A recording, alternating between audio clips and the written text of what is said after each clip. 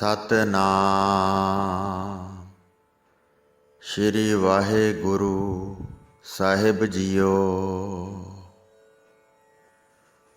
ਪਰਮ ਸਨਮਾਨਯੋਗ ਗੁਰੂ ਰੂਪ ਗੁਰੂ ਖਾਲਸਾ ਸਾਧ ਸੰਗਤ ਜੀ, ਵਾਹਿਗੁਰੂ ਜੀ ਕਾ ਖਾਲਸਾ ਵਾਹਿਗੁਰੂ ਜੀ ਕੀ ਫਤਿਹ।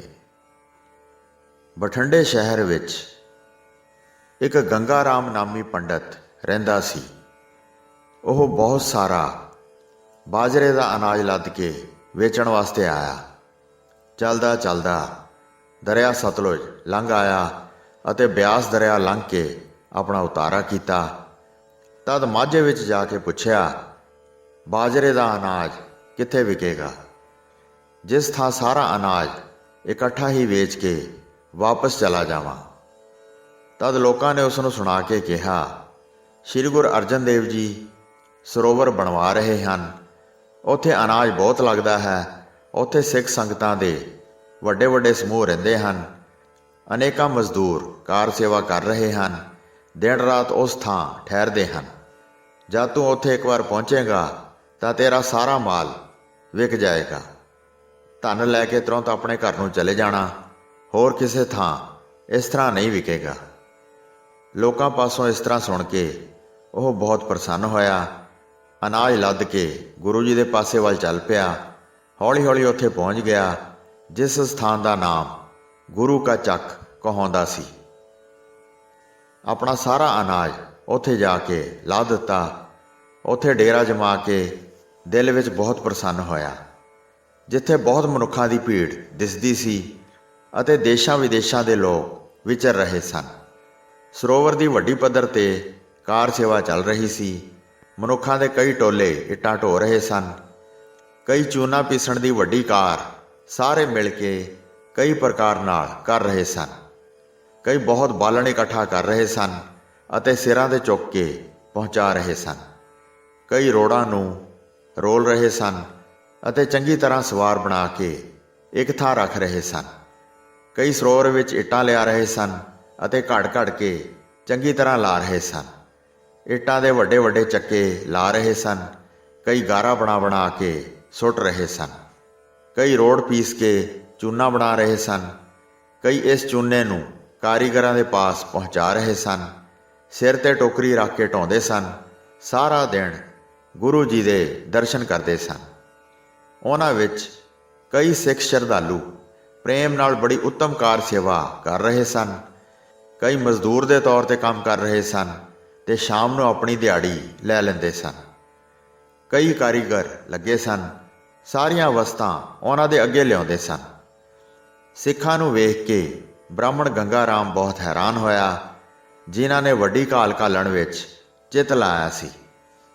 ਗੰਗਾ ਰਾਮ ਬ੍ਰਾਹਮਣ ਦਾ ਮਨ ਨੇਕੀ ਵੱਲ ਪਲਟਿਆ। ਗੁਰੂ ਜੀ ਦੇ ਪ੍ਰਤਾਪ ਨੂੰ ਚੰਗੀ ਤਰ੍ਹਾਂ ਮਨ ਵਿੱਚ ਧਾਰਨ ਕੀਤਾ। ਮੱਥਾ ਟੇਕ ਕੇ ਦੂਰ ਚਲਾ ਗਿਆ ਤੇ ਆਪਣੇ ਅਨਾਜ ਦੇ ਲਾਗੇ ਖੜਾ ਹੋ ਗਿਆ। ਉਸ ਦਿਨ ਗੁਰੂ ਜੀ ਦਾ ਲੰਗਰ ਨਾ ਚੱਲਿਆ। ਅਨਾਜ ਥੁੜ ਗਿਆ ਸੀ ਤੇ ਕੋਈ ਵੀ ਲੈ ਕੇ ਨਹੀਂ ਸੀ ਆਇਆ। ਬਹੁਤ ਪਿੰਡਾਂ ਵਿੱਚੋਂ ਜਿਹੜਾ ਅਨਾਜ ਆਇਆ ਸੀ ਉਹ ਸਾਰਾ ਲੰਗਰ ਵਿੱਚ ਲਾ ਦਿੱਤਾ ਸੀ। ਹਜ਼ਾਰਾਂ ਮਨੁੱਖ ਭੋਜਨ ਛਕਦੇ ਸਨ। ਸਾਰਾ ਭੋਜਨ ਹੀ ਸ਼ਾਮ ਤੱਕ ਵਰਤ ਗਿਆ। ਹੋਰ ਕਿਸੇ ਸਥਾਨ ਤੋਂ ਅੰਨ ਨਾ ਪਹੁੰਚਿਆ। ਇਸ ਲਈ ਭੋਜਨ ਤੋਂ ਬਗੈਰ ਦਿਨ ਬੀਤ ਗਿਆ। ਫਿਰ ਜਦ ਅਗਲਾ ਦਿਨ ਹੋਇਆ, ਕਿਸੇ ਪਾਸੇ ਤੋਂ ਅਨਾਜ ਨਾ ਆਇਆ। ਇਹ ਸੁਣ ਕੇ ਗੰਗਾ ਰਾਮ ਨੇ ਵਿਚਾਰ ਕੀਤੀ ਕਿ ਗੁਰੂ ਜੀ ਨੂੰ ਹਜ਼ਾਰਾਂ ਲੋਕ ਧਨ ਅਰਪਣ ਕਰਦੇ ਹਨ। ਆਪਣਾ ਭਲਾ ਕਰਨ ਦੇ ਕਾਰਨ ਰਾਤ ਦਿਨ ਸਰੋਵਰ ਬਣਾਉਣ ਵਿੱਚ ਲੱਗੇ ਹਨ। ਸਾਰੀਆਂ ਕਾਮਨਾਵਾਂ ਗੁਰੂ ਜੀ ਪਾਸੋਂ ਚਾਹੁੰਦੇ ਹਨ। ਧਨ ਵੀ ਦਿੰਦੇ ਹਨ ਤੇ ਸੇਵਾ ਵੀ ਬੜੇ ਉਮਾਹ ਨਾਲ ਕਰਦੇ ਹਨ। ਇਸ ਕਰਕੇ ਮੈਂ ਵੀ ਸੇਵਾ ਕਰਾਂ, ਸਤਿਗੁਰੂ ਜੀ ਦੀ ਸ਼ਰਧਾ ਆਪਣੇ ਹਿਰਦੇ ਵਿੱਚ ਧਾਰਨ ਕਰਾਂ। ਸੇਵਾ ਸਫਲ ਹੋਣ 'ਤੇ ਮੈਂ ਵੀ ਸੁੱਖ ਪਾਵਾਂਗਾ। ਤਦ ਮੈਂ ਭਲੀ ਪ੍ਰਕਾਰ ਸਿੱਖੀ ਦੀ ਕਮਾਈ ਕਰਾਂਗਾ। ਦੂਸਰੇ ਦਿਨ ਵੀ ਲੰਗਰ ਨਾ ਚੱਲਿਆ। ਗੰਗਾ ਰਾਮ ਨੇ ਸੋਚਿਆ, ਮੇਰੇ ਵਾਸਤੇ ਇਹ ਚੰਗਾ ਮੌਕਾ ਹੈ। ਫਿਰ ਸ਼ਾਇਦ ਐਸਾ ਅਵਸਰ ਨਾ ਮਿਲੇ। ਇਤਿਆਦ ਆਪਣੇ ਚਿੱਤ ਵਿੱਚ ਸੋਚ ਰਿਹਾ ਸੀ। ਫਿਰ ਜਿੱਥੇ ਲੰਗਰ ਦਾ ਸਥਾਨ ਸੀ ਉੱਥੇ ਚਲਾ ਗਿਆ। ਪੁੱਛਣ ਲੱਗਾ, ਲੰਗਰ ਕਿਵੇਂ ਚੱਲਦਾ ਹੈ? ਅਨਾਜ ਦੀ ਰਾਸ ਨਿਤ ਕਿੱਥੋਂ ਮਿਲਦੀ ਹੈ? ਸਿੱਖਾਂ ਨੇ ਕਿਹਾ, ਅਨਾਜ ਪਿੰਡਾਂ ਤੋਂ ਆਉਂਦਾ ਹੈ, ਹਜ਼ਾਰਾਂ ਮਨੁੱਖ ਆ ਕੇ ਛਕਦੇ ਹਨ। ਗੁਰੂ ਜੀ ਦੇ ਸਿੱਖ ਸੇਵਕ ਬਹੁਤ ਆਉਂਦੇ ਹਨ, ਸਾਰੇ ਹੱਥ ਜੋੜ ਕੇ ਗੁਰੂ ਜੀ ਨੂੰ ਅਨਾਜ ਅਰਪਣ ਕਰਦੇ ਹਨ। ਸਦਾ ਅਟੁੱਟ ਸਤਿਗੁਰੂ ਜੀ ਦਾ ਭੰਡਾਰਾ ਇਸ ਪ੍ਰਕਾਰ ਚੱਲਦਾ ਜਾਂਦਾ ਹੈ। ਇਹ ਸੁਣ ਕੇ ਗੰਗਾ ਰਾਮ ਨੇ ਕਿਹਾ, ਮੈਂ ਵੇਚਣ ਵਾਸਤੇ ਅਨਾਜ ਲਿਆਇਆ ਹਾਂ। ਮੈਂ ਬਠਿੰਡੇ ਸ਼ਹਿਰ ਦਾ ਵਾਸੀ ਹਾਂ, ਲਾਭ ਪ੍ਰਾਪਤ ਕਰਨ ਵਾਸਤੇ ਇੱਧਰ ਚੱਲ ਕੇ ਆਇਆ ਹਾਂ। ਅੱਜ ਮੇਰੇ ਪਾਸੋਂ ਅਨਾਜ ਲੈ ਕੇ ਲੰਗਰ ਚਲਾਓ ਤੇ ਸਮੂਹ ਸੰਗਤ ਨੂੰ ਭੋਜਨ ਛਕਾਓ। 16 ਪਹਿਰ ਤੋਂ ਸਾਰੇ ਭੁੱਖੇ ਹਨ, ਇਸ ਤੋਂ ਚੰਗਾ ਹੋਰ ਕੋਈ ਲਾਭ ਨਹੀਂ। ਉਸ ਸਿੱਖ ਨੇ ਕਿਹਾ, ਪਹਿਲਾਂ ਗੁਰੂ ਜੀ ਪਾਸੋਂ ਪੁੱਛ ਲਈਏ, ਤੇਰੇ ਅਨਾਜ ਨਾਲ ਫਿਰ ਲੰਗਰ ਤਿਆਰ ਕਰਾਂਗੇ। ਇਸ ਤਰ੍ਹਾਂ ਮਨ ਵਿੱਚ ਗਿਣਤੀਆਂ ਗਿਣ ਕੇ ਗੁਰੂ ਜੀ ਦੇ ਪਾਸ ਜਾ ਕੇ ਬੇਨਤੀ ਕੀਤੀ। ਮਾਲਵੇ ਦੇਸ਼ ਤੋਂ ਇੱਕ ਬ੍ਰਾਹਮਣ ਆਇਆ ਹੈ, ਉਹ ਵੇਚਣ ਵਾਸਤੇ ਬਾਜਰਾ ਲਿਆਇਆ ਹੈ। ਉਸ ਬਾਜਰੇ ਨਾਲ ਉਹ ਲੰਗਰ ਚਲਾਉਣਾ ਚਾਹੁੰਦਾ ਹੈ। ਜੇ ਆਪ ਜੀ ਆਗਿਆ ਕਰੋ ਤਾਂ ਉਸ ਨੂੰ ਕਹੀਏ। ਸਤਿਗੁਰੂ ਜੀ ਨੇ ਆਪਣੇ ਮੁਖ ਤੋਂ ਫਰਮਾਇਆ, ਜਿੰਨਾ ਮਨ ਨੂੰ ਭਾਉਂਦਾ ਹੈ ਉਹਨਾਂ ਅਨਾਜ ਤੋਲ ਕੇ ਲੈ ਲਓ। ਜਦ ਵਿਸਾਖੀ ਦਾ ਮੇਲਾ ਲੱਗੇਗਾ ਤਾਂ ਉਹ ਆ ਕੇ ਆਪਣਾ ਸਾਰਾ ਧਨ ਲੈ ਲਵੇ। ਇਹ ਸੁਣ ਕੇ 100 ਮਣ ਬਾਜਰਾ ਤੋਲ ਕੇ ਲੈ ਲਿਆ। ਲੰਗਰ ਤਿਆਰ ਕਰਕੇ ਛੇਤੀ ਹੀ ਸਭ ਸੰਗਤ ਨੂੰ ਛਕਾ ਦਿੱਤਾ। ਦੂਸਰੇ ਦਿਨ ਵੀ ਇਸ ਤਰ੍ਹਾਂ ਹੀ ਹੋਇਆ। ਹੋਰ ਕਿਸੇ ਥਾਂ ਤੋਂ ਵੀ ਅਨਾਜ ਨਾ ਆਇਆ। ਗੰਗਾ ਰਾਮ ਨੇ ਹਿਰਦੇ ਵਿੱਚ ਸ਼ਰਧਾ ਧਾਰ ਕੇ ਪਹਿਲਾਂ ਵਾਂਗ ਹੀ ਕਾਰਜ ਕੀਤਾ। 100 ਮਣ ਅਨਾਜ ਹੋਰ ਤੋਲ ਕੇ ਦੇ ਦਿੱਤਾ। ਲੰਗਰ ਤਿਆਰ ਹੋਇਆ ਤੇ ਸੰਗਤ ਛਕ ਕੇ ਤ੍ਰਿਪਤ ਹੋ ਗਈ। ਤੀਸਰੇ ਦਿਨ ਵੀ ਉਸ ਤਰ੍ਹਾਂ ਹੀ ਹੋਇਆ। ਗੰਗਾ ਰਾਮ ਨੇ 100 ਮਣ ਅਨਾਜ ਪਹਿਲਾਂ ਵਾਂਗ ਦੇ ਦਿੱਤਾ। ਲੰਗਰ ਤਿਆਰ ਹੁੰਦਾ ਸੀ ਅਤੇ ਸੰਗਤ ਛਕ ਕੇ ਤ੍ਰਿਪਤ ਹੋ ਜਾਂਦੀ ਸੀ। ਸਾਰੇ ਸਰੋਵਰ ਦੀ ਕਾਰ ਸੇਵਾ ਦੀ ਕਮਾਈ ਕਰਦੇ ਸਨ। 5 ਦਿਨ ਤੱਕ ਉਸ ਤਰ੍ਹਾਂ ਹੀ ਕੀਤਾ। ਗੰਗਾ ਰਾਮ ਨੇ 500 ਮਣ ਅਨਾਜ ਦਿੱਤਾ। ਫਿਰ ਸਾਰੇ ਕਾਰ ਵਿਹਾਰ ਵੇਖਦਾ ਰਿਹਾ। ਦਿਨ ਪ੍ਰਤ ਸਰੋਵਰ ਦੀ ਕਾਰ ਸੇਵਾ ਚੱਲ ਰਹੀ ਸੀ। ਹਜ਼ਾਰਾਂ ਮਣ ਅਨਾਜ ਅਰਪਣ ਕਰਦੇ ਸਨ। ਫਿਰ ਸਿੱਖ ਆ ਕੇ ਕਾਰ ਸੇਵਾ ਕਰਦੇ ਸਨ। ਧਨੀ ਲੋਕ ਧਨ ਦੇ ਦਿੰਦੇ ਸਨ। ਫਿਰ ਆਪਣੇ ਹੱਥਾਂ ਨਾਲ ਸੇਵਾ ਕਮਾਉਂਦੇ ਸਨ। ਸਿੱਖਾਂ ਦੀ ਰੀਤੀ ਵੇਖ ਵੇਖ ਕੇ ਬ੍ਰਾਹਮਣ ਦੇ ਚਿੱਤ ਵਿੱਚ ਪ੍ਰੀਤ ਉਤਪੰਨ ਹੋ ਗਈ। ਸਾਰਿਆਂ ਵਿੱਚ ਮਿਲ ਕੇ ਪ੍ਰੇਮ ਵਿੱਚ ਭਿੱਜ ਕੇ ਸਰੋਵਰ ਦੀ ਕਾਰ ਸੇਵਾ ਕਰਨ ਲੱਗਾ। ਦਿਨ ਬ ਦਿਨ ਅਧਿਕ ਸ਼ਰਧਾ ਵੱਧਦੀ ਜਾਂਦੀ ਸੀ। ਜਿਸ ਦੇ ਭਾਗ ਜਾਗ ਪੈਣ ਉਸ ਨੂੰ ਕੌਣ ਸਿਖਾਵੇ। ਘਰ ਦੀ ਚਿੰਤਾ ਦਿਨ ਬ ਦਿਨ ਛੱਡੀ ਜਾ ਰਿਹਾ ਸੀ। ਬੜਾ ਪ੍ਰੇਮ ਕਰਕੇ ਸੇਵਾ ਵਿੱਚ ਲੱਗਾ ਰਹਿੰਦਾ ਸੀ।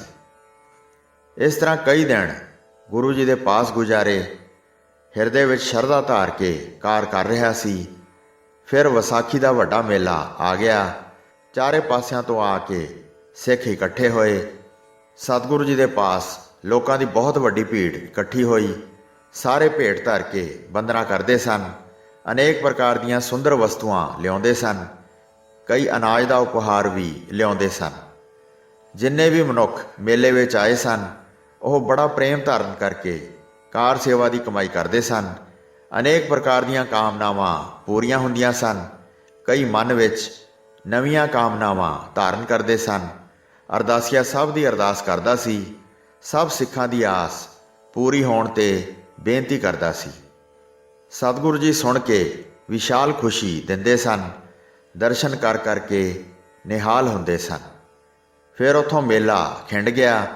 ਗੰਗਾ ਰਾਮ ਦੇ ਹਿਰਦੇ ਵਿੱਚ ਮਹਾਨ ਪ੍ਰੇਮ ਸੀ। ਆਪਣੇ ਘਰ ਜਾਣ ਨੂੰ ਉਸ ਦਾ ਦਿਲ ਨਹੀਂ ਸੀ ਕਰਦਾ। ਆਪਣੇ ਕਲਿਆਣ ਦੀ ਆਸ ਮਨ ਵਿੱਚ ਧਾਰਨ ਕਰਦਾ ਸੀ। ਵਿਸਾਖੀ ਦੇ ਕਈ ਦਿਨ ਪਿੱਛੋਂ ਸ੍ਰੀ ਗੁਰੂ ਅਰਜਨ ਦੇਵ ਜੀ ਨੇ ਉਸ ਨੂੰ ਯਾਦ ਕੀਤਾ। ਜਿਸ ਬ੍ਰਾਹਮਣ ਨੇ ਸਾਨੂੰ ਪਹਿਲਾਂ ਅਨਾਜ ਦਿੱਤਾ ਸੀ ਉਸ ਨੂੰ ਮੇਰੇ ਪਾਸ ਬੁਲਾ ਕੇ ਲਿਆਓ। ਮੇਲੇ ਦੇ ਸਮੇਂ ਜਿਹੜਾ ਧਨ ਆਇਆ ਸੀ ਉਸ ਵਿੱਚੋਂ ਵੇਖ ਕੇ ਬ੍ਰਾਹਮਣ ਨੂੰ ਧਨ ਦਿਓ। ਜਦ ਮਸੰਦਾਂ ਨੂੰ ਅਜਿਹਾ ਹੁਕਮ ਹੋਇਆ ਤਾਂ ਇੱਕ ਸਿੱਖ ਨੇ ਜਾ ਕੇ ਬ੍ਰਾਹਮਣ ਨੂੰ ਲੱਭ ਲਿਆ। ਉਸ ਨੂੰ ਕਿਹਾ, ਹੇ ਪੰਡਤ ਜੀ, ਉੱਠ ਕੇ ਮੇਰੇ ਨਾਲ ਚੱਲੋ। ਗੁਰੂ ਜੀ ਹੁਣ ਤੁਹਾਨੂੰ ਯਾਦ ਕਰਦੇ ਹਨ। ਗੰਗਾ ਰਾਮ ਸੋਚਣ ਲੱਗਾ, ਕਿ ਗੁਰੂ ਜੀ ਮੈਨੂੰ ਕੀ ਕਹਿਣਗੇ। ਉਹ ਉਸੇ ਵੇਲੇ ਸਿੱਖ ਦੇ ਨਾਲ ਆ ਗਿਆ, ਬੰਦਨਾ ਕਰਕੇ ਸਾਹਮਣੇ ਬੈਠ ਗਿਆ, ਜਿਸ ਦੇ ਹਿਰਦੇ ਵਿੱਚ ਪ੍ਰੇਮ ਬਹੁਤ ਵਧਿਆ ਹੋਇਆ ਸੀ। ਦਿਨ ਰਾਤ ਪ੍ਰੇਮ ਨਾਲ ਸੇਵਾ ਕਰਦਾ ਸੀ ਤੇ ਹੋਰ ਸਾਰੇ ਮਨੋਰਥ ਤਿਆਗ ਦਿੱਤੇ ਸਨ।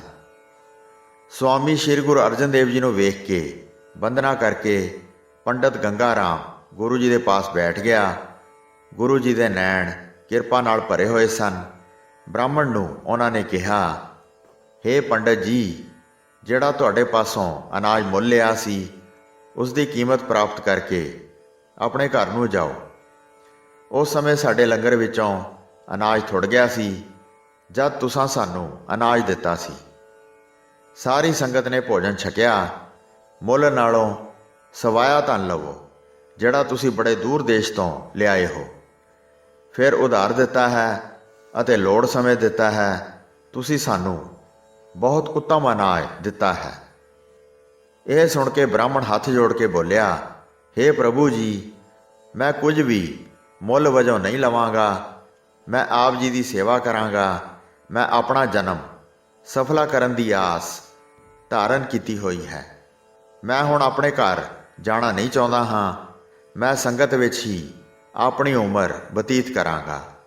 ਤੁਹਾਡੇ ਨਾਲੋਂ ਹੋਰ ਕੌਣ ਚੰਗਾ ਹੈ, ਜਿਨ੍ਹਾਂ ਪਾਸ ਰਹਿ ਕੇ ਜੀਵਨ ਦਾ ਕਲਿਆਣ ਹੁੰਦਾ ਹੈ। ਮੈਂ ਤੁਹਾਡਾ ਦਰ ਨਹੀਂ ਛੱਡਾਂਗਾ। ਆਪ ਜੀ ਦੇ ਨਾਮ ਨਾਲ ਹੀ ਧਿਆਨ ਧਾਰਨ ਕਰਾਂਗਾ। ਇਹ ਸੁਣ ਕੇ ਗੁਰੂ ਜੀ ਬੋਲੇ, ਹੇ ਪੰਡਤ ਜੀ, ਸਾਡਾ ਧਨ ਹੁਣੇ ਹੀ ਲੈ ਲਵੋ। ਉਹ ਆਪਣੇ ਘਰ ਪਹੁੰਚਾ ਦਿਓ ਜਾਂ ਆਪ ਲੈ ਕੇ ਚਲੇ ਜਾਓ। ਬਾਅਦ ਵਿੱਚ ਆ ਕੇ ਸਰੋਵਰ ਦੀ ਸੇਵਾ ਕਰੋ। ਮੂੰਹ ਮੰਗੀ ਮੁਰਾਦ ਪਾਓ। ਗੁਰਦੇਵ ਸਭ ਕੁਝ ਦੇਣਗੇ। ਇਹ ਧਨ ਬ੍ਰਾਹਮਣ ਦਾ ਹੈ, ਉਹ ਅਸੀਂ ਨਹੀਂ ਲੈਂਦੇ। ਮੇਰੇ ਸਿੱਖ ਮੇਰੇ ਪਾਸ ਆ ਕੇ ਧਨ ਦਿੰਦੇ ਹਨ।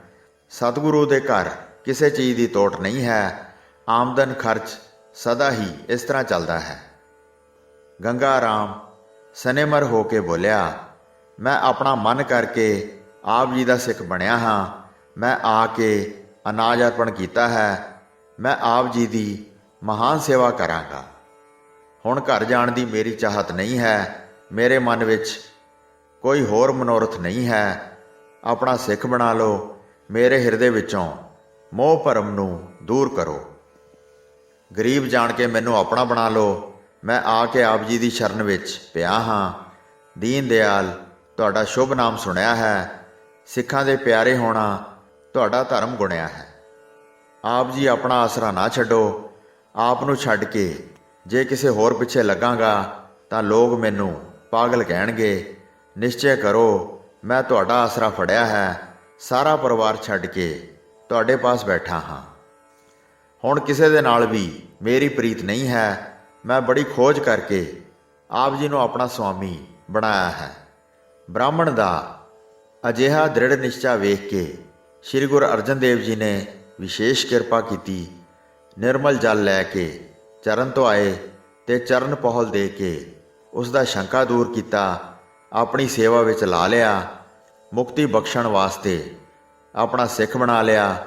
ਹਿਰਦੇ ਵਿੱਚ ਆਨੰਦ ਭਰ ਕੇ ਸੇਵਾ ਵਿੱਚ ਲੱਗ ਗਿਆ। ਮਸਤਕ ਦੇ ਪਹਿਲੇ ਭਾਗ ਜਾਗ ਪਏ। ਦਿਨ ਬ ਦਿਨ ਜਿਵੇਂ ਜਿਵੇਂ ਪ੍ਰੀਤ ਕਰਕੇ ਸੇਵਾ ਕਰਦਾ ਸੀ, ਬ੍ਰਾਹਮਣ ਦਾ ਹਿਰਦਾ ਤਿਵੇਂ ਤਿਵੇਂ ਨਿਰਮਲ ਹੁੰਦਾ ਜਾਂਦਾ ਸੀ। ਜਦ ਕਾਫੀ ਸਮਾਂ ਗੁਰੂ ਜੀ ਦੇ ਪਾਸ ਰਿਹਾ ਤਾਂ ਸ੍ਰੀ ਗੁਰੂ ਅਰਜਨ ਦੇਵ ਜੀ ਨੇ ਕਿਰਪਾ ਕੀਤੀ। ਇੱਕ ਦਿਨ ਸ਼ੁਭ ਉਪਦੇਸ਼ ਦਿੱਤਾ ਅਤੇ ਸਤਿਨਾਮ ਦੇ ਸਿਮਰਨ ਦੀ ਲਿਵ ਲਾ ਦਿੱਤੀ। ਉਸ ਦੇ ਆਲੇ ਦੁਆਲੇ ਸਿੱਧੀਆਂ ਹੱਥ ਜੋੜ ਕੇ ਖਲੋ ਗਈਆਂ। ਸਤਿਗੁਰੂ ਜੀ ਦੇ ਬਲ ਨਾਲ ਪੂਰਨ ਸਿੱਧ ਹੋ ਗਿਆ।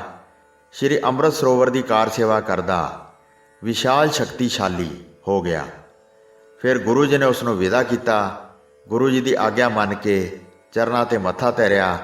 ਬਠਿੰਡੇ ਸ਼ਹਿਰ ਵੱਲ ਚੱਲ ਕੇ ਆ ਗਿਆ। ਮਨ ਦੇ ਸਾਰੇ ਭਰਮ ਮਿਟਾ ਕੇ ਮਸਤ ਹੋ ਗਿਆ। ਜਗਤ ਦਾ ਕੱਚਾ ਰੰਗ ਉਤਰ ਗਿਆ। ਸਤਨਾਮ ਦੇ ਸੱਚੇ ਰੰਗ ਵਿੱਚ ਰੰਗਿਆ ਗਿਆ। ਲੋਕ ਵੇਖ ਕੇ ਮਨ ਵਿੱਚ ਬਹੁਤ ਹੈਰਾਨ ਹੋਏ। ਸਾਰੇ ਹੀ ਉਸ ਦਾ ਬਹੁਤ ਆਦਰ ਕਰਦੇ ਸਨ। ਨਗਰ ਦੇ ਬਾਹਰ ਜਾ ਕੇ ਬੈਠਾ ਰਹਿੰਦਾ ਸੀ। ਜਿਹੜਾ ਵੀ ਕਿਸੇ ਨੂੰ ਬਚਨ ਕਰਦਾ ਸੀ ਪੂਰਾ ਹੁੰਦਾ ਸੀ। ਇਹ ਲਿਖ ਦਿੱਤਾ ਕਿ ਪ੍ਰੋਹਿਤ ਧਰਮ ਮੈਂ ਛੱਡਿਆ, ਕਿਸੇ ਹੋਰ ਬ੍ਰਾਹਮਣ ਨੂੰ ਬਠਿੰਡੇ ਦਾ ਪ੍ਰੋਹਿਤ ਬਣਾ ਦਿੱਤਾ। ਆਪਣੇ ਪੁੱਤਰਾਂ ਤੋਂ ਪ੍ਰੋਹਤਾਈ ਦਾ ਕੰਮ ਛੁਡਵਾ ਦਿੱਤਾ ਅਤੇ ਕੇਵਲ ਸਤਨਾਮ ਨਾਲ ਆਪਣੀ ਲਿਵ ਲਾ ਲਈ। ਹੋਈਆਂ ਭੁੱਲਾਂ ਚੁੱਕਾਂ ਦੀ ਖਿਮਾ ਬਖਸ਼ਣੀ ਜੀ। ਦਾਸ ਨੂੰ ਆਗਿਆ ਦਿਓ। ਵਾਹਿਗੁਰੂ ਜੀ ਕਾ ਖਾਲਸਾ, ਵਾਹਿਗੁਰੂ ਜੀ ਕੀ ਫਤਿਹ।